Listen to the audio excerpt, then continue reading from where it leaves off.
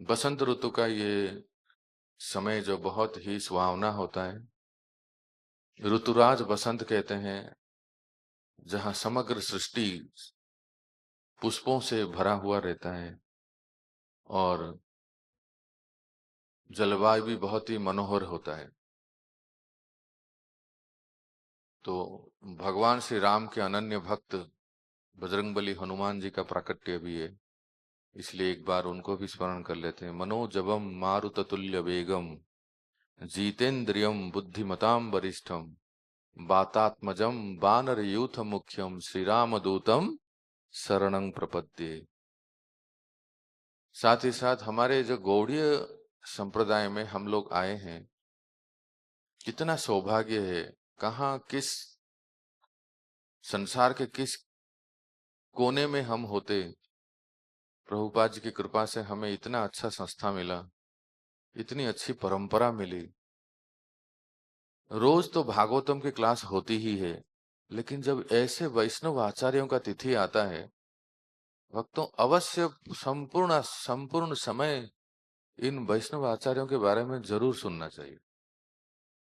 इसका कारण ये है कि एक तो इनकी कृपा मिलती है, दूसरा एक प्रमुख कारण हमारे गुरु महाराज कहते हैं, परम पूज्य श्री श्रीमद राधा गोविंद दास गोस्वामी महाराज कहते हैं कि हम भगवान की लीला चरित्रों को जितना चाव से सुनते हैं, उससे अधिक चाव से वैष्णव भक्तों के लीला चरित्र को सुनना चाहिए।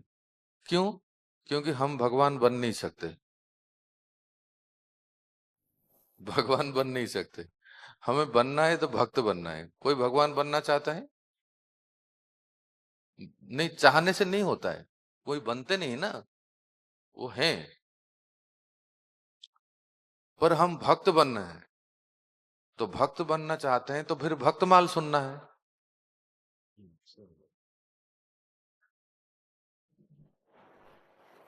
Mosquitoes, flies. तो अगर हम भगवान के भक्त बनना चाहते हैं, तो फिर भक्तों का जीवन सुनेंगे ना, भक्तों का चरित्र। तब हमें प्रेरणा मिलेगी कि अच्छा, तो इस तरह से भक्ति की जाती है। हम तो अभी तक किनारे में भी नहीं है। तो चलिए सुनते हैं महान प्रसिद्ध वैष्णव, हमारे गौड़ीय संप्रदाय के श्री श्यामानंद पंडित। भक्तों, ये गौर गुण देश दीपिका के अनुसार ये सब कृष्ण लीला में बहुत अच्छा इनका स्वरूप है, श्री कनक मंजरी। हमारे गौड़ीय संप्रदाय में जितने पार्षद हुए हैं, उनका सब मोस्टली सभी मंजरी स्वरूप में है। मंजरी तो आप जानते ही हैं, कम उम्र के कन्याएं होती हैं, 10-12 साल के, जो सखियों के असिस्टेंट होते हैं। पर मंजरी भाव इतना प्रमुख है, जो महाप्रभु श्री चैतन्य ने हमें दिया है नाम संकीर्तन के द्वारा, कि ये राधा कृष्ण की निवृत्त निकुंज लीला में भी प्रवेश कर सकते हैं। जहां इवन राधा रानी को संकोच होती है ललिता विशाखा से, क्योंकि वो समस्कंद है, पर रूप रति लवंग मंजरी मंजुलाली मंजरी ये सब राधा कृष्ण के लीला में भी प्रवेश कर सकते, अंत लीला में। अब जरा सोचते हैं, जरा कल्पना कीजिए, महाप्रभु ने हमें कितना श्रेष्ठ गिफ्ट दिया है और हम कहाँ हैं, और हम लोग किस तरह से उसको जान भी नहीं पाते। इसलिए जानना बहुत आवश्यक है। बड़े ध्यान पूर्वक सुनिए सब लोग, चित्त को एकाग्र करके समाहित करके सुनेंगे तब आपको आनंद आएगा। अन्यथा आप अगर मोबाइल में और इधर उधर व्यवधान में रहेंगे तो अब आनंद नहीं ले पाएंगे। जो रस को देने के लिए महाप्रभु आए हैं, उसको प्राप्त नहीं कर पाएंगे। तो इनका नाम पहले श्यामानंद नहीं था। ये महाप्रभु के बाद तीसरी पीढ़ी में आते हैं। महाप्रभु, 6 गोस्वामी, उसके बाद नरोत्तम, श्यामानंद और श्रीनिवास, ऐसे। तो ये आज के उड़ीसा प्रदेश के खड़गपुर डिस्ट्रिक्ट, आप सब जानते हैं, बंगाल उड़ीसा का बॉर्डर है खड़गपुर। खड़गपुर से थोड़ी ही दूरी में एक गांव है, जो बंगाल से उड़ीसा में प्रवेश करते हैं तो वो आता है। उस गांव में एक ग्वाले के परिवार, गोपाल, जो गाय चराने वाले गोपाल, उनके परिवार में इनका जन्म हुआ। पिता का नाम था कृष्ण मंडल और माँ का नाम है श्री दूरिका देवी। ये कृष्ण मंडल और दूरिका देवी बहुत बड़े भक्त थे।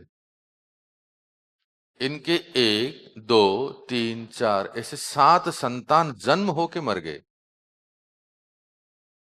जन्म होते ही उसके बाद तुरंत उनका मृत्यु हो जाती थी। बताइए माता पिता को कैसा लगेगा ऐसे जब संतान चले जाते हैं तो। 8वां संतान के रूप में एक पुत्र जन्म हुए, इसलिए कहीं ये भी ना चले जाए, माता पिता दुखी होके इनका नाम रख दिए दुखी। बेचारा एक तो रहने दो, और बड़े दुख थे, इसलिए उसका नाम पड़ गया दुखी। ये बच्चा बड़ा अद्भुत बच्चा था। ये जन्म से ही किसी प्रकार के कोई खेल कूद, आईपीएल ये सब तो था ही नहीं, किसी में रुचि नहीं था। जैसे जैसे बड़े होता जाता था, ये केवल अकेले अकेले रहता था। कुछ देखे ना कुछ बच्चों को, हरि बोल, आराम से बैठे सीधा, अकेले अकेले रहता था, कुछ गुमसुम, कुछ ऐसे सोच, जैसे मानो कि वो सोचता है कुछ कुछ कुछ चिंतन कर रहा है। बच्चे खेल रहे हैं, गुल्ली डंडा खेल रहे हैं, चाहे कोई बॉल खेल रहे हैं, लेकिन इसका उसमें रुचि नहीं है और अपने ही धुन में रहता है। इनके घर में साधु संत महात्मा सब आते थे। क्यों? इनके घर पिता माता भक्त है ना। जिसके पिता माता भक्त हैं अपने बच्चे को यही संस्कार देते हैं। याद कीजिए गौर मोहन दे, प्रभुपाद जी के जो माता पिता, जो भी भक्त आते थे अपने बच्चे को आशीर्वाद देने के लिए कहते थे।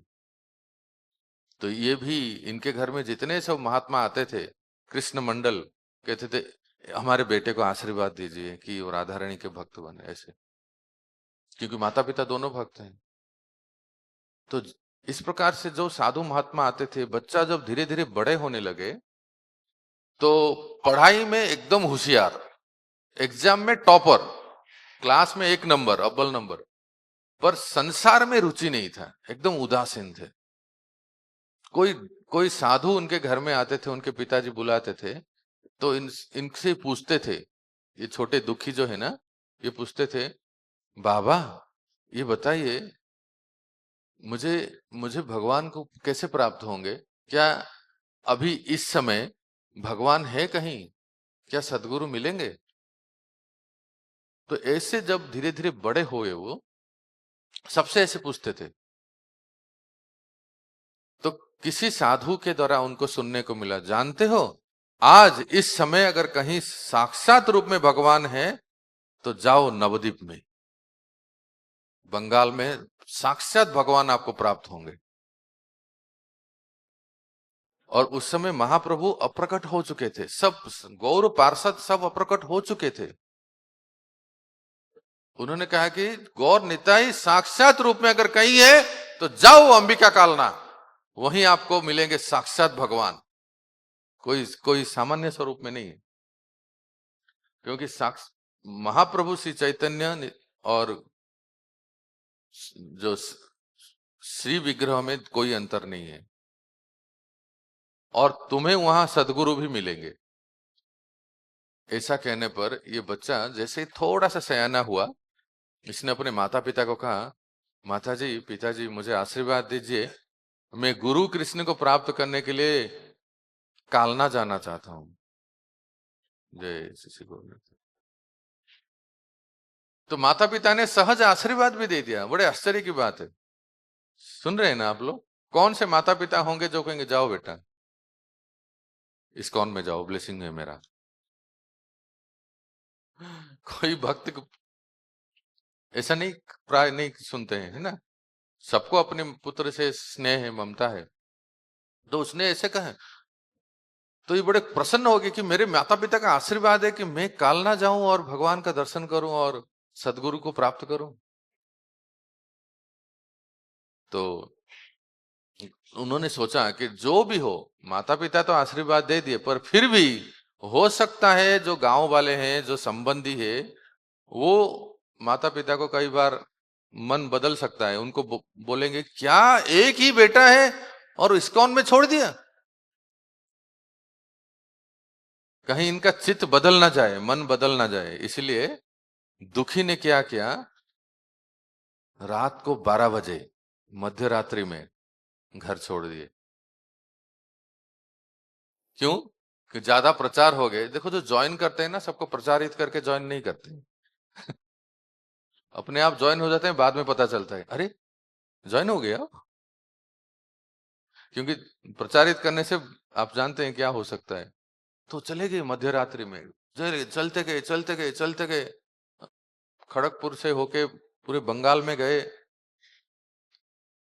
और आप लोग, आप में से कई भक्त मायापुर यात्रा में गए हैं, तो अंबिका कालना गए होंगे। अंबिका कालना कितने लोग गए हैं, हाथ उठाओ। बहुत सुंदर। कभी आप जाएंगे, जो नहीं गए तो अवश्य जरूर जाइए। तो जहां साक्षात गौर निताई है, श्री विग्रह, जैसे आप यहाँ देखते हो ना गौर निताई श्री विग्रह, कालना के गौर। अगर आपको महाप्रभु ने, आपने महाप्रभु को देखा नहीं है, क्योंकि हम लोग 500 वर्ष के बाद में आए, महाप्रभु कैसे दिखते हैं अगर देखना है तो गो टू कालना। वहां आपको देखेंगे निताई गौर कितना सुंदर दिखते हैं, क्योंकि उसका कुछ रहस्य है। गौरीदास पंडित जो नामक महाप्रभु के पार्षद थे, भक्त थे, उनके पास महाप्रभु और चैतन्य नित्यानंद एक बार गंगा पार होके आए। कोई नौका नहीं मिला, और चैतन्य महाप्रभु स्वयं पतवार लिए, एक नौका था, निताई गौर उस नौका में बैठ गए, महाप्रभु पतवार चलाए और नौका से इस पार आ गए कालना में, गंगा पार करके। इमली के पेड़ के नीचे बैठ गए और संदेश दिए गौरीदास पंडित को कि हम आ गए। गौरीदास पंडित बड़े प्रसन्न हो गए, अरे क्या बात है, आज बहुत बड़े दिनों बाद साक्षात गौर निताई आए हैं। तो उनको बुलाए और घर में तरह तरह के पकवान बनाए। बंगाल में कभी आप भोज करोगे, प्रीति भोज, तो 4 प्रकार के साग, 8 प्रकार के भाजी, 2 प्रकार के दाल, 6 प्रकार के चावल, इतने प्रकार के होते हैं। साग कई प्रकार के होते हैं, जिनके नाम भी शायद नहीं सुने होंगे। तो महाप्रभु को साग बहुत प्रिय है, बहुत सुंदर भात, साग, सब्जी सब बना के गौरीदास पंडित ने खिलाए। और ऐसे करते करते एक हफ्ता बीत गया, 7 दिन। महाप्रभु एक दिन निताई को कह रहे, निताई यहीं बसना है कि आगे भी चलना है? ये तो यहीं खिलाते रहे हैं, इनकी तो सेवा में कोई कमी नहीं है, खिला रहे हैं, पर हमें आगे भी तो प्रचार में जाना है कि नहीं, कि एक जगह पे ही बैठ गए? निताई ने कहा कि जाना तो है निमाई, अब कहे कैसे कहें इनको, ये छोड़ नहीं रहे ना, रोज सुबह शाम लफड़ा व्यंजन चल रहा है, साग सब्जी चल रही है। तो एक दिन निताई को बोले, गौरीदास को, गौरीदास अब बहुत हो गया साग सब्जी, हाँ अब तो हम चलना है, प्रचार के लिए आगे बढ़ना है ना। गौरीदास सुन के, नहीं नहीं नहीं नहीं नहीं नहीं, हम नहीं जाने देंगे आपको, इतने दिनों बाद आए हैं, और रुकिए। तो लेकिन गौर निताई को तो आगे जाना था। मैं बहुत संक्षेप में कह रहा हूं। गौर निताई ने दिखाया, वो पेड़ देख रहे हो, नीम का वृक्ष था एक, हाँ, आप बुलाओ सुतार को, कारपेंटर को, और उस वृक्ष की लकड़ी से हम अपने स्वरूप के अविकल 2 गौर निताई आपके सामने प्रकट करेंगे। तो नीम के वृक्ष के लकड़ी से सुतार आया, कारपेंटर, गौर निताई ऐसे बैठ गए, अरे भाई देख लो हम कैसे बैठे हैं, इस तरह से ही बनाना है, बिल्कुल हमारा रंग रूप इस प्रकार का है, धोती भी ऐसे ही पहनते हैं।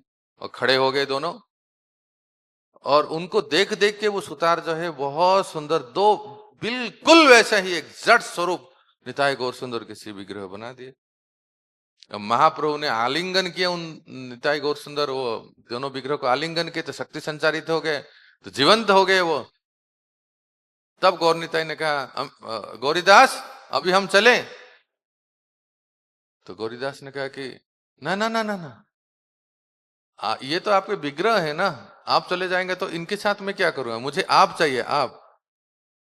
तो बोले ठीक है, हम रहते हैं, इनको जाने दो। गौर निताई रह गए उन गौरीदास के साथ, और जो विग्रह बना था वो ऐसे ऐसे ऐसे धीरे धीरे धीरे चलने लगे। गौरीदास देख के आश्चर्य हो गया, ये क्या हो गया, अल्टर से दोनों विग्रह ऐसे जंप मारे और चल रहे हैं। कैसा लगेगा आपको, देखिए जरा गौर निताई को उस तरफ देखिए। अचानक गौर निताई आपके सामने अल्टर में जंप करके चलने लगे तो आपको लगा कि बाप रे ये क्या है, ये साक्षात विग्रह है कि मूर्ति है। दिखाना चाहते हैं मुझ में और इस विग्रह में कोई अंतर नहीं है, ये दर्शाने के लिए महाप्रभु ने लीला की। गौरीदास ने कहा नहीं नहीं, आप रुकिए, ये मूर्ति जो शिव विग्रह है वो रुकिए, आप दोनों जाने दीजिए। भक्तों ऐसा कई बार हुआ, कभी वो दोनों रुकते थे तो गौर निताई चलते थे, तो गौर निताई रुकते थे तो विग्रह चलते थे, विग्रह रुकते तो गौर निताई चलते थे। ऐसा कहने के बाद फिर अंत में महाप्रभु ने कहा कि नहीं नहीं, अब तो समझ गए ना हम दोनों में इन दोनों में कोई अंतर नहीं है, तुमको जो खिलाना है खिलाओ इन दोनों को, अभी हमें आगे बढ़ना है प्रचार करने। तो गौर नित्यानंद चले गए। तो ये है गौरीदास पंडित जो सख्य भाव में सेवा करते थे, जिनका स्वरूप है सुबल सखा। क्या, भगवान के द्वादश सखा है ना, उसमें से प्रिय नर्म सखा है, सुबल सखा के स्वरूप है गौरीदास पंडित। अब क्या हुआ देखिए कि एक भक्त हुए जिनका नाम था चैतन्य दास। वो भी ढूंढ रहे थे कौन, हे हे जैसे हमारे भक्त लोग प्रार्थना करते ना कई बार, हे प्रभुपाद मेरे गुरु महाराज कौन है, कृपया आप ही कुछ मार्गदर्शन करें। हे भगवान, भगवान और प्रभुपाद से प्रार्थना करनी चाहिए, तब हमें सदगुरु प्राप्त होते हैं, ऐसे कई भक्तों का अनुभव है। तो ये चैतन्य दास आ गए गौरीदास पंडित के पास, और गौरीदास पंडित ने उनको दीक्षा दे दी, चलो ये गौर निताई श्री विग्रह है, इनको सेवा करो। तो गौर पूर्णिमा फेस्टिवल आया, तो ये जो चैतन्य दास थे उन्होंने कहा कि एक भव्य गौर पूर्णिमा उत्सव मनाएंगे। तो गौरीदास पंडित कहीं बाहर गए थे, इनको जब पता चला, अरे अरे तुम इतना बड़ा उत्सव मना रहे हो, भोज भंडारा कर रहे हो, हजारों लोगों को खाना पीना भोजन पानी सब चल रहा है, और मुझे पता नहीं, ये सब यहां नहीं चलेगा, जाओ तुम निकल जाओ, कहीं करना है तो करो। अब चैतन्य दास बड़े दुखी हो गए, गुरु महाराज ने मना कर दिया उत्सव मनाने के लिए। तो थोड़ी दूर चले गए, वहां जाके उन्होंने बहुत बड़ा उत्सव मनाया। उत्सव में क्या हुआ, इस मंदिर में गौरीदास पंडित में अल्टर में जो गौर निताई थे वो वहां भाग गए। गौरीदास पंडित इधर राजभोग बना के साग सब्जी बना के जब अल्टर में आ रहे हैं, तो ड्यूटी नहीं है, हरि बोल ते गेले, वो चले गए। वो छत के ऊपर जा देख रहे, अरे मेरे गौर निताई उस कीर्तन में जाके नृत्य कर रहे हैं। तो वो एक बड़ा लाठी लेके गए, अब इनको पकड़ता हूं, थे सख्य भाव के। तो ये बड़ा लाठी डंडा लेके गए उस कीर्तन में, और जैसे ही कि निताई ने देखा, निमाई ये देखो पुजारी आ गए, अब तो डंडा पड़ेगा, मैं तो भाग रहा हूं, तुम अपना देख लेना। निताई भाग गए, बचे निमाई चैतन्य। तो जैसे ही गौरीदास पंडित लाठी लेके आए, चैतन्य महाप्रभु सोचे मैं कहाँ छुपू, कहाँ छुपू, कहाँ जाऊं। उन्होंने देखा सामने चैतन्य दास खड़ा है, उसके हृदय में प्रवेश कर गए। उस दिन से उस भक्त का नाम हो गया हृदय चैतन्य। क्या हो गया, अरे प्रेम से बोल लो। हाँ, और गौरीदास पंडित ने देखा, अरे अरे अरे अरे क्या हो गया, महाप्रभु तो इसके हृदय में प्रवेश कर गए।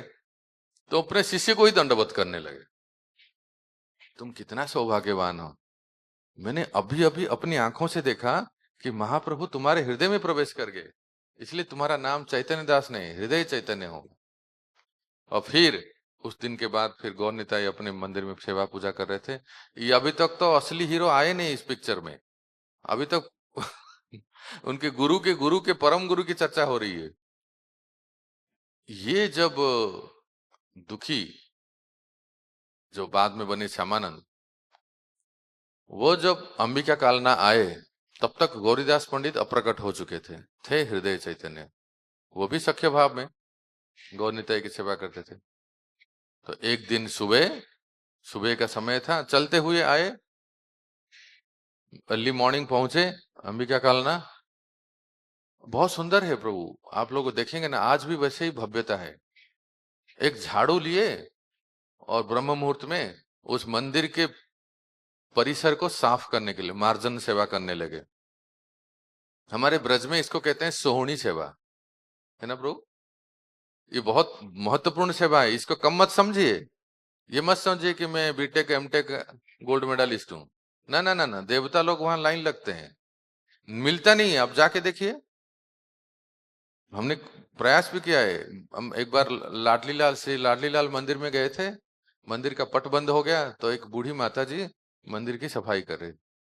हमने जाके उनसे मांगा, माता जी थोड़ा हमें भी दे दीजिए, हमारे साथ कुछ भक्त थे, हम भी सेवा करना चाहेंगे। ना ना ना, मैं अपनी सेवा क्यों दूं, मना किए। बहुत मुश्किल से उनको थोड़ा 10 20 50 रुपए देना पड़ा कि 2 5 मिनट के लिए तो दे दीजिए, आप तो रोज करते ही हैं। तब जाके उनको दक्षिणा दिया तो वो माता जी ने दिया। तो बरसाने के लाडली लाल मंदिर की मार्जना करने का जो सौभाग्य है, गिरिराज के तलहटी में मार्जना करने का जो सौभाग्य है, कृष्ण बलराम मंदिर इस्कॉन में झाड़ू मारने का जो सौभाग्य है, ये ऐसे वैसे लोगों को नहीं मिलता है। या राधा कुंज बिहारी मंदिर में झाड़ू कर मार्जना सेवा भी कोई सामान्य बात नहीं है भक्त। ऐसे तो करने के लिए हम कर लेते हैं। तो हृदय चैतन्य ने जब देखा ये कौन है, सुबह सुबह कोई नया डिवोटी आया है, अपरिचित, और ये मुझे बिना पूछे मंदिर की मार्जना कर रहे हैं। हम लोग क्या सोचते हैं कि मंदिर की मार्जना नए डिवोटी करते हैं, जो लोग न्यू ट्रेनिंग में आते हैं। दुखी कृष्ण ने जो सेवा लिया शुरू से, वो झाड़ू सफाई करने की सेवा, उसी से उनको राधा रानी प्राप्त हो जाएंगे। आज सुनेंगे, अभी सुनेंगे हम। ये कोई सामान्य सेवा नहीं है। मन में कभी नहीं ये सोचना चाहिए कि हम दोनों साथ में ज्वाइन हुए थे, अभी भी हम झाड़ू मार रहे हैं, बैकअप कर रहे हैं, और मेरा साथी जो है प्रेसिडेंट बन गया, अब तो मैनेजर बन गया, सीधा ऑफिस में बैठता है, फोन घुमाता है, निकलता है तो 2 गाड़ी सामने आती है, कौन से में जाए। ऐसा कभी नहीं सोचना चाहिए कि ये सौभाग्य जरा देखिए, केवल एक सेवा करते करते करते उनको राधा रानी प्राप्त हो जाएगी। हृदय चैतन्य ने पूछा, बेटा तुम कौन हो? उसने कहा कि मेरा नाम दुखी है। तो हृदय चैतन्य ने कहा कि कृष्ण के भक्त कभी दुखी हो ही नहीं सकते, तुम दुखी कैसे हो? मेरे माता पिता ने मेरा नाम दुखी रखे हैं, और मुझे गुरु की तलाश में है, गुरु की खोज में हूं। और मुझे किसी ने कहा कि यहाँ साक्षात गौर निताई भगवान विराजमान होते हैं, और यहाँ कोई हृदय चैतन्य है जिनके शरण में आए हो। तो हृदय चैतन्य ने कहा, मैं ही हूं वो। तो तुरंत चरणों में गिर गए। हृदय चैतन्य ने उठा लिया और तुरंत उनको नाम दे दिया, तुम्हारा नाम दुखी नहीं है, कृष्णदास है तुम्हारा नाम, दुखी कृष्णदास। तो दीक्षा भी हो गई, और अपने गुरु के आश्रम में रह के बहुत सेवा पूजा इत्यादि करते थे। ऐसा मान्यता है भक्तों कि जिस पतवार लेके महाप्रभु नदी पार करके अंबिका कालना आए थे, और अपने हाथों से महाप्रभु के हस्तलिपि भगवत गीता लिखे थे, आज भी वो रखा हुआ है कालना में, है ना। पतवार भी है और वो गीता भी है महाप्रभु की हस्तलिखित। कभी आप जाएंगे तो दर्शन करेंगे। तो दुखी कृष्ण के मन में हुआ कि एक बार वृंदावन जाना चाहिए। वृंदावन के बारे में बहुत सुने हैं, ब्रज वृंदावन कथा में सुनते हैं, लीला में सुनते हैं। जानते हैं जिस व्यक्ति का सौभाग्य उदय होता है ना, फिर से बोल रहा हूं, ध्यान से सुनिए, जिस व्यक्ति का, जिस जीव का परम सौभाग्य उदय होता है, तब उसके मन में ये विचार आता है कि मैं वृंदावन जाऊं। इतना आसान नहीं है। सारे कंफर्ट्स को छोड़ के जाना, और तपोभूमि है वो, सारे सर्दी गर्मियों के सहन करके। हम तो कहते हैं कि वृंदावन में रहना ही एक बड़ी तपस्या है। 16 राउंड कर लिया था बोनो से। हाँ, सब प्रकार की ऐसा बिल्कुल कंफर्ट परिस्थिति नहीं है। जो लोग रहते हैं वो जानते हैं। तो कहने का अर्थ है भक्तों, गुरु महाराज की अनुमति से एक पत्र लिखा, हृदय चैतन्य ने एक पत्र लिखा, चिट्ठी लिखा। उस समय ऐसे ही थे, और दुखी कृष्ण को बोले, देखो वृंदावन तो जाओगे पर जीव गोसाई पाद से मिलना है।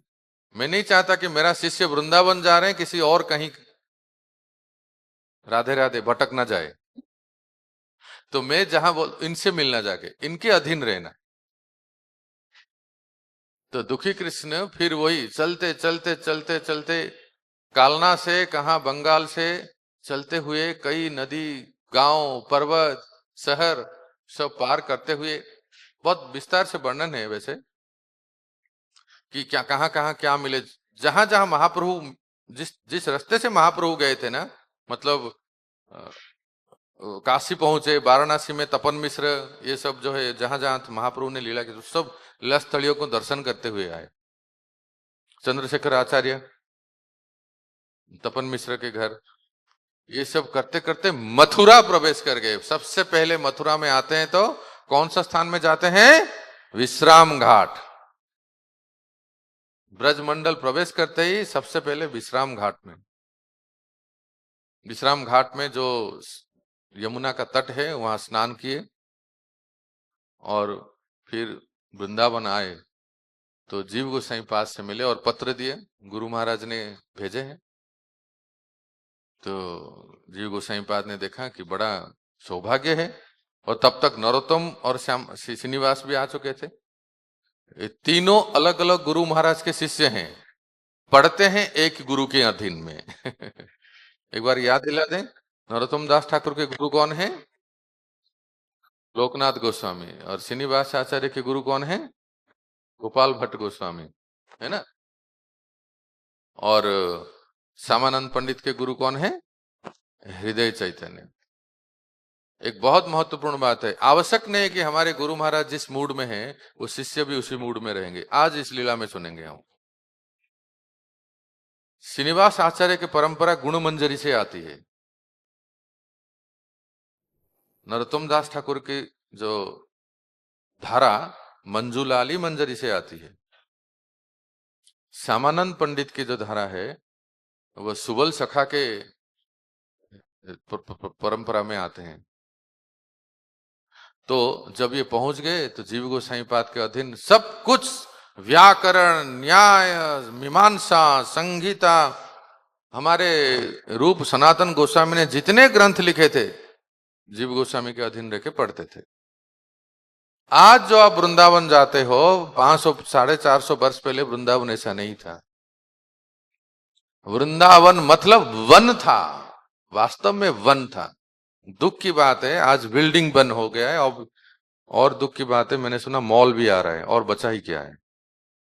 ये नहीं होना चाहिए। पर 450 वर्ष पहले जब श्यामानंद पंडित वृंदावन में गए थे, सेवा कुंज और निधि वन बड़े विस्तार स्वरूप में था, घन घना प्रदेश।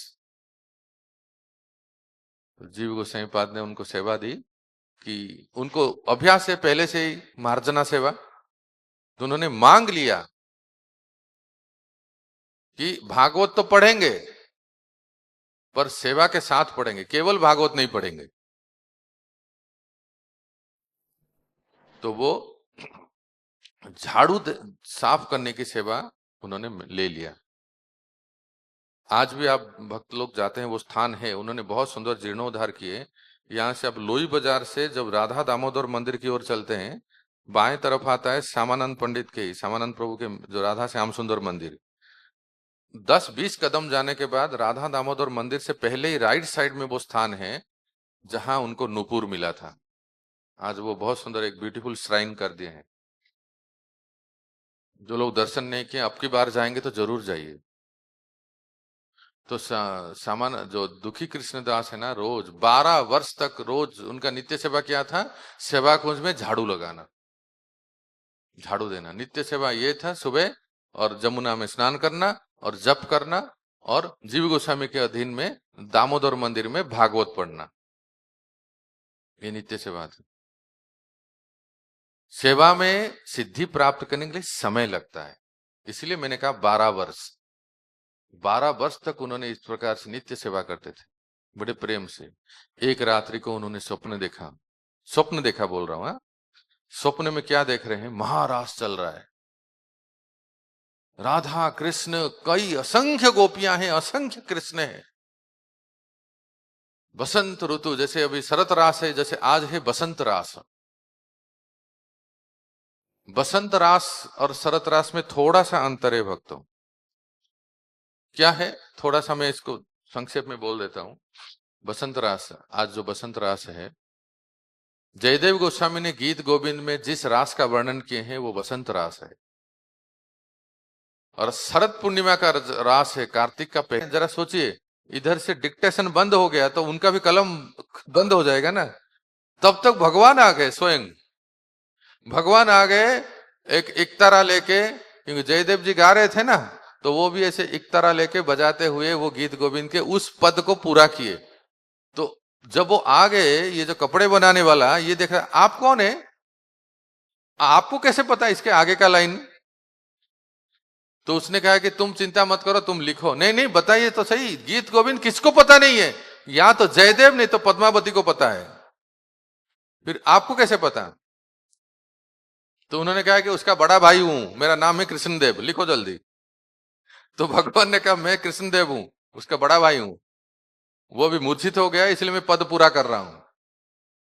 तो साक्षात भगवान ने ये दूसरी बार पद को गा के सुनाए। कंसारी तव संसार वासना बंध श्रृंखलम, राधा माधाय हृदय त्यजे ब्रज सुंदरीम। समस्त गोपियों को, झुंड के झुंड गोपियों को भगवान ने छोड़ के चले गए, किसको, राधा माधाय, श्री राधा को मनाने के लिए। तो जब वो कपड़ा जो वस्त्र बना रहे थे उन्होंने पद को लिख दिया, उसके बाद थोड़ी देर में कहा, जयदेव को होश आया। जयदेव ने कहा कि हाँ हाँ, आगे क्या लिखा तुमने। तो उन्होंने कहा कि मैं तो लिख दिया। बोले कैसे, कौन बताया तुमको। आपके बड़े भाई आए थे ना। मेरे बड़ा भाई कोई है नहीं, मेरा बड़ा भाई मैं अकेला हूं माँ बाप का। बोले नहीं नहीं, अभी आए थे। उन्होंने कहा कि उनका नाम कृष्णदेव है। तब समझ गए कि ये कौन, किसका खेल है, कालिया, चक्का डोला, चक्का नयन, उनका ही खेल है। जगन्नाथ चक्का नयन, बहुत प्रसिद्ध है ना चक्का नयन, राउंड आई। तो बसंत रास का ये लीला है। तो मैं आपसे फिर श्यामानंद के प्रभु की लीला में बता रहा हूं। तो श्यामानंद प्रभु सपने में देख रहे थे बसंत रास हो रहा है, और तब तक क्या हुआ, रास पूर्ण हो गई तो सब लोग थक गए थे, राधा कृष्ण सारे गोपियां अपने अपने कुंज में जा रहे थे। तब तक श्रीमती राधा रानी के दाएं चरण के नूपुर गिर गई और पता नहीं चला। और श्यामानंद प्रभु सपने में देख रहे हैं, वो अपनी मंजरी स्वरूप में, याद रखिए उनका मंजरी स्वरूप क्या है, कनक मंजरी, ठीक है। तो मंजरी स्वरूप में उस राधा रानी के नूपुर को ले गए, अपने चुनरी में रख दिए। बताइए, आप में से कोई राधा रानी का नूपुर मिलता है तो कोई छोड़ेगा, बताओ। छोटा सा कुछ मिल जाता है अल्टर में से तो बहुत संभाल के रखते हैं हमारे भक्त लोग। तो उसको रख लिए। सपना ही है ये सब सपने में देख रहे हैं। और फिर क्या हुआ कि एक लाली आई, 12-13 साल की कन्या आई, वो ललिता सखी है। वो आके बोलने लगी, नॉइज कहां से आ रहा है, तो बाहर है। तो वो लाली आके बोली कि ये हमें दे दो, हमारे सखी का नूपुर है। तो इन्होंने कहा कि ना, हम क्यों दें, जिसका है उनको बुलाइए, हम उनको देना चाहते हैं, आपको क्यों दें। तो वो थोड़ी सी ऐसे वार्तालाप हुआ। और फिर उन्होंने जाके राधा रानी को जाकर कहे, वो एक आपका नूपुर गिर गया है, और वो एक बाबा झाड़ू लगा रहे हैं, मार्जना कर रहे हैं, वो दे नहीं रहे।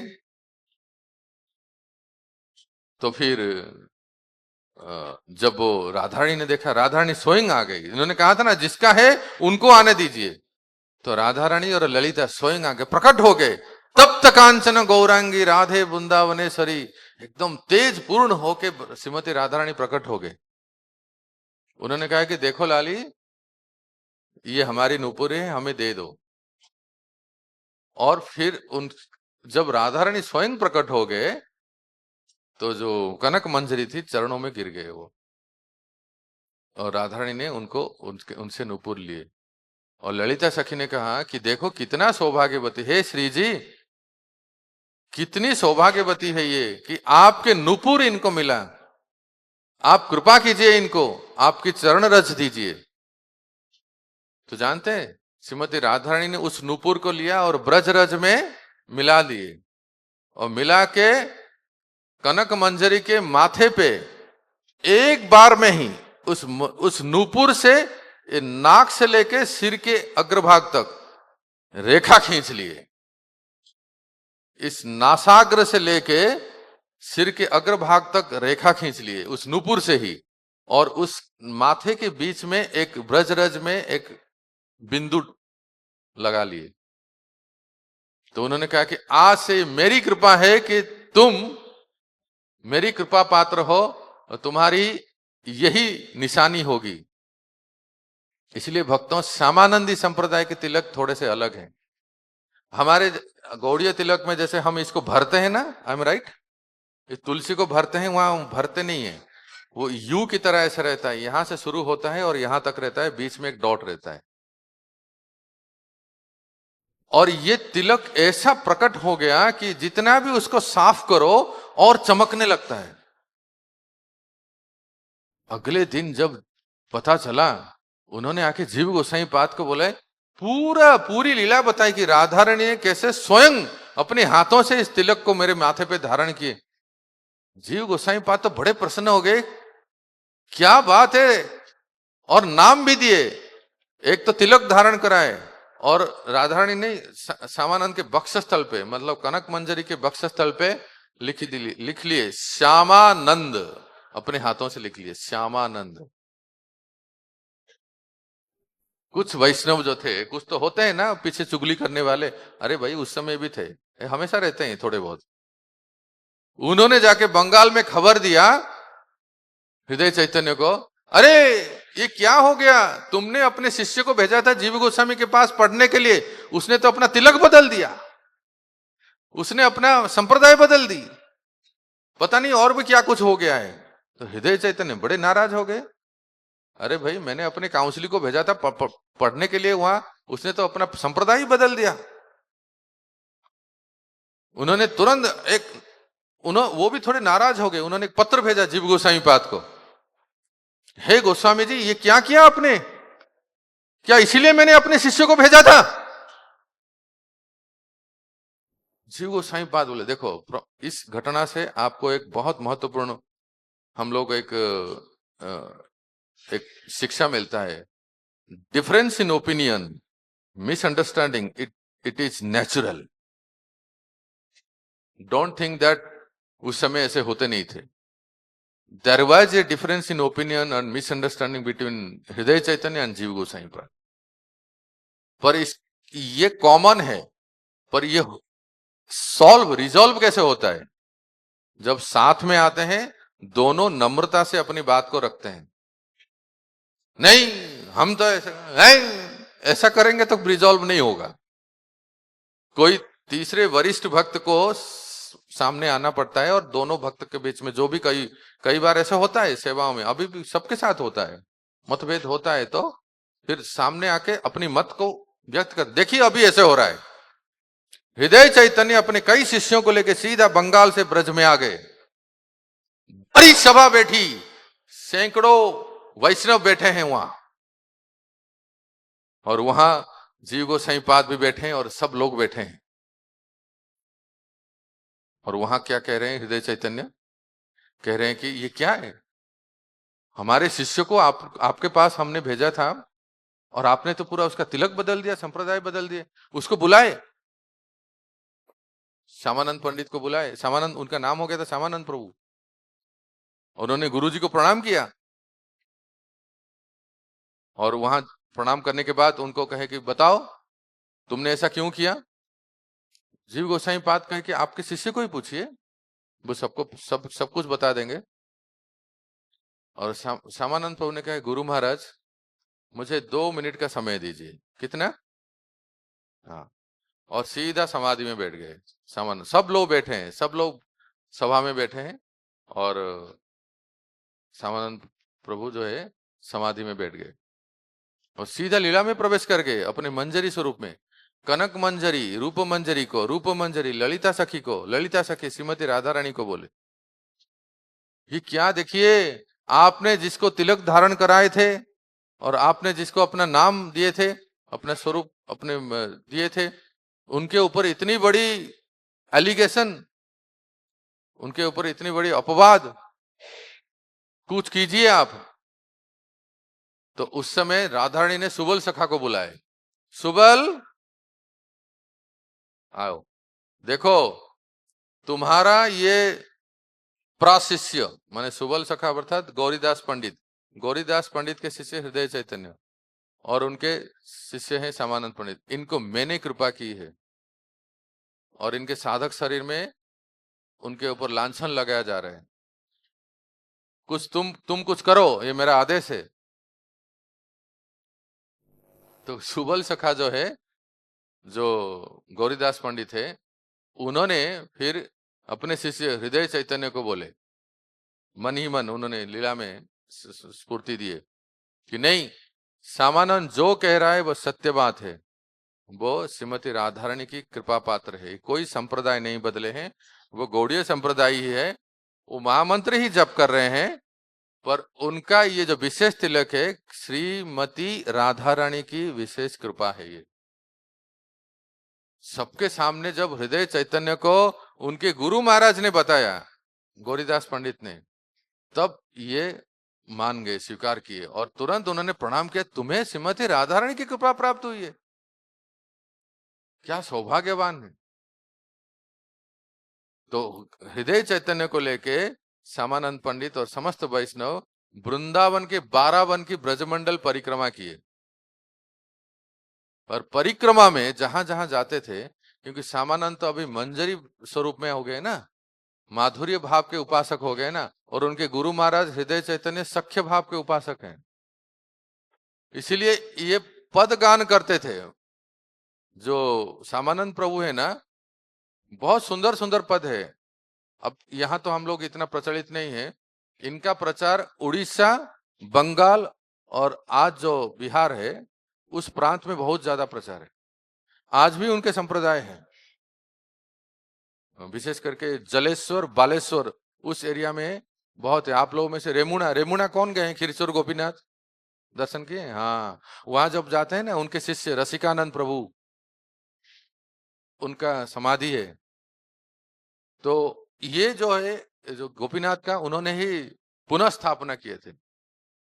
तो कहने का अर्थ है, श्यामानंद पंडित जो, श्यामानंद प्रभु जो है, वो मधुर भाव के, माधुर्य भाव के गीत गा रहे थे। तो हृदय चैतन्य ने देखा, ये क्या हो गया, हमारा ये सब भाव नहीं है, मेरे गुरु महाराज साक्षात गौरीदास पंडित सख्य भाव में, मैं सख्य भाव में हूं, और तुम ये क्या कौन सा पद गा रहे हो, सखी मंजरी की पद गा रहे हो। क्योंकि राधा रानी की कृपा हो गई थी, महाप्रभु की कृपा हो गई थी। अब फिर डांट दिए, डांट के क्या किया, अपने उत्तरी को लिए और छट ऐसा करके उनके ऊपर थोड़ा सा ऐसे प्रहार कर दिए, ये क्या तुम सखी विकी जैसा गीत गा रहे हो। उस रात को हृदय चैतन्य के सपने में महाप्रभु आए, साक्षात अजानुलंबित भुजो कनकावदातो। हृदय चैतन्य स्वप्न में देख रहे हैं, साक्षात श्री चैतन्य महाप्रभु प्रकट हुए हैं और महाप्रभु के उत्तरी में रक्त का खून लगा हुआ है, खून के छींटे हैं, रक्त लगा हुआ है। तो हृदय चैतन्य बड़े व्याकुल हो गए, महाप्रभु महाप्रभु ये क्या है, आपके सुंदर पीतांबर वस्त्र और उत्तरी में रक्त के छींटे लगे हैं। तो महाप्रभु ने कहा, तुमने ही तो मारा मुझे। हृदय चैतन्य व्याकुल हो गए, महाप्रभु ये क्या कह रहे हैं, मैंने कब आपको प्रहार किया। बोले, मैं इस कलयुग में क्या देने के लिए आया हूं, उन्नत उज्ज्वल रस, मंजरी भाव प्रदान करने के लिए आया हूं, और तुम्हारा शिष्य श्रीमती राधा रानी की कृपा पात्र है और मेरे कृपा पात्र है, उसको मंजरी भाव, मंजरी स्वरूप प्राप्त हुआ है, इसलिए वो माधुर्य रस के गीत पद गाते हैं, और तुम्हें इसे समस्या है और तुमने उसको पटक दिया, उत्तरी से मार दिया, तो मुझे नहीं लगेगा, उसका चोट मैंने ले लिया, समझ रहे हो, इसलिए मेरे उत्तरी में रक्त का चिन्ह है। बाप रे, इतना तो बहुत हो गया। अभी एक बार जीव गोस्वामी पाद के समाज सभा में उन्होंने प्रमाणित कर दिया, और दूसरी ये घटना। उसके बाद अगले दिन जाके सीधा दंडवत प्रणाम कर लिया अपने शिष्य को ही, श्यामानंद प्रभु को, और श्यामानंद प्रभु को गले लगा लिए, धन्य हो गया मैं। देखो, सख्य भाव में गुरु है, पर शिष्य आवश्यक नहीं कि सख्य भाव में हो, वो माधुर्य भाव में है। सबका अलग अलग भाव होता है ना। फिर जीव गोसाई पाद उनको भेजे ग्रंथ के साथ, वो अलग कथा है, आप सब जानते हो, प्रचार करने के लिए श्यामानंद प्रभु। श्यामानंद प्रभु जब उड़ीसा में आए प्रचार करने के लिए, तो खीरचोर गोपीनाथ वहां थे नहीं। वो ढूंढने लगे, गोपीनाथ गोपीनाथ कहाँ है, मम निवेदन सुनो, कहाँ गए। तो गोपीनाथ को उड़ीसा में जो मुसलमान यवनों का आक्रमण हुआ था, एक व्यक्ति है काला पहाड़, जो उड़ीसा के हैं वो जानते हैं। उसने जगन्नाथ मंदिर के ऊपर कई बार आक्रमण किया है, और उस समय उड़ीसा में जितने मंदिर थे सबको विध्वंस कर रहा था, वो जवन था वो। तो उसके आक्रमण से छुपाने के लिए पुजारियों ने खीरचोर गोपीनाथ को लेके किसी दूर स्थान में किसी पीपल या बरगद के वृक्ष के नीचे छुपा दिए थे। और वहां जितने भी सब देवियों का मूर्ति था, ये काल भैरवी, ये देवी, वो देवी, उन देवियों के बीच में गोपीनाथ जी थे। और सारे गांव वाले सोच रहे थे ये भी हमारी कुल देवी है, चढ़ाओ सिंदूर, और सिंदूर चढ़ाते थे उनके ऊपर। गोपीनाथ जी पूरे लाल सिंदूर के अंदर ही थे, क्योंकि वो सोच रहे थे कि ये कोई देवी है, बरगद के पेड़ के नीचे है। श्यामानंद प्रभु जब बालेश्वर आए, रेमुणा, तो ढूंढने लगे गोपीनाथ कहाँ गए। यहाँ माधवेंद्र पुरी जिनको पूजा कर रहे थे, जिनके लिए खीर चोरी किए थे, वो कहाँ गए। तो श्यामानंद प्रभु को स्वप्न हुआ कि हे श्यामानंद, मैं तुम्हारी प्रतीक्षा कर रहा हूं, देखो ये लोग मुझे कहाँ रखे हैं, मेरे ऊपर सिंदूर चढ़ा रहे हैं, देवी माता समझ रहे हैं, मुझे यहाँ से उद्धार करो। गांव वालों को लेके बिल्कुल स्वप्नादेश जैसे हुआ था, उस वृक्ष के नीचे गए और उन्हें ढूंढ निकाला। अरे ये तो हमारे प्यारे गोपीनाथ हैं। सबको बुला के गोपीनाथ जी को पुनः स्थापना किए। आज जो हम गोपीनाथ मंदिर दर्शन करते हैं भक्तों, ये श्यामानंद प्रभु और रसिकानंद प्रभु का देन है, उनके द्वारा बनाई गई।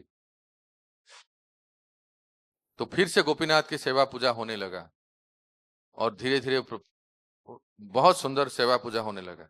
और फिर उनके बन गए शिष्य रसिकानंद और दामोदर पंडित, ऐसे दो प्रमुख शिष्य थे। और रसिकानंद के एक शिष्य थे पागल हाथी, क्या नाम है बताओ। गोपाल।